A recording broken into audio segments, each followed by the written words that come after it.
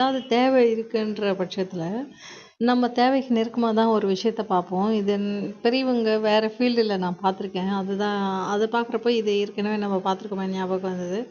ஒருத்தருக்கு ஒரு பணம் வேணுன்றப்போ, அம் அவங்க வந்து முக்கியமா அந்த மிடில் மேனா இருக்கிறவங்க, பிசினஸ்ல வந்து வாங்கி இன்னொருத்தருக்கு குடுக்குறவங்களா இருக்காங்க. இல்ல வாங்குறதுக்கும், குடுக்குறதுக்கும் நடுவுல இருக்கிறவங்க, அவங்க இருக்கிற சிச்சுவேஷன் பார்க்க மாட்டாங்க. அவங்களுக்கு ஒரு நீட் இருந்ததுன்னா, சப்போஸ் அவங்க சிஸ்டர் கல்யாணம், இல்ல அவங்க பையனுக்கு ஃபீஸ் கட்டுறது இந்த மாரி, இல்ல அம்மா ஹாஸ்பிட்டல் ஆப்ரேஷன் ஏதாவது இருந்ததுன்னா, இவ்வளோ பணம் தேவைன்னா, அந்த விஷயத்துக்கு நடுவுல இருக்கிற மத்த பாசிபிலிட்டீஸ பார்க்காம, அந்த விஷயம் முடியறதுக்காக அவங்க அவ்வளோ முயற்சி பண்ணுவாங்க. அது 80% முடியறதுக்கு சான்ஸ் இல்லாத விஷயம். அதுக்கான ஸ்ட்ராங் ரீசன்ஸ் இருக்குதுனாலும் அத பார்க்க மாட்டாங்க.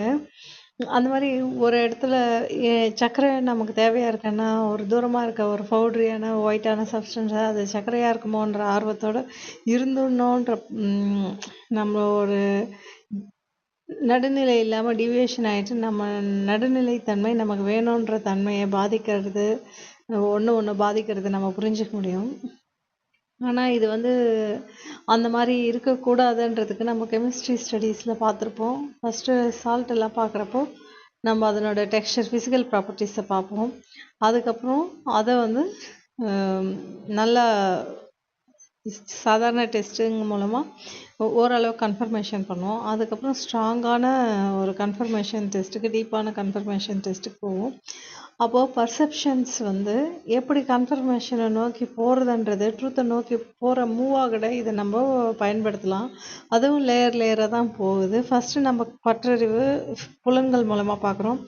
அப்புறம் நம்மளோட கற்றறிவு என்ற சின்ன சின்ன இப்படி பண்ணால் அந்த ரிசல்ட் கொடுக்கும், அதில் கேஸ் ரிலீஸ் ஆகும், இதில் ஹீட் ரிலீஸ் ஆகும், இதில் கலர்ஸ் வெளிவரும்ன்ற மாதிரி, இந்த ஸ்மெல் வரும்ன்ற மாதிரி பார்ப்போம். அதுக்கப்புறம் டீப்பாக இதுதான் இதுன்ற கன்ஃபார்ம் பண்ணுற மாதிரி டெஸ்ட் இருக்கும். அது வந்து முற்றறிவுலேருந்து நம்ம உணர்கிற விஷயம்.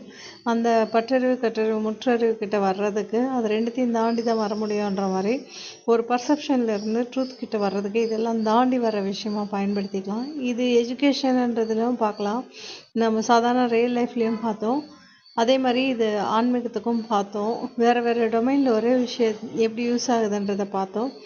இது வந்து உங்களுக்கு மேற்கொண்டு சிந்திக்கிறதுக்கு லைஃப் ப்ராப்ளம் சால்விங் வரப்போ நல்லாயிருக்கும். ஒரு பொறுமையாக நிதானமாக தானாக வந்துடுது. இது ரிஃப்ளெக்ஸாக ஏக்கம் இல்லாதப்போ தான் வரும்ன்றதை நம்ம புரிஞ்சிக்க முடியும். நன்றி.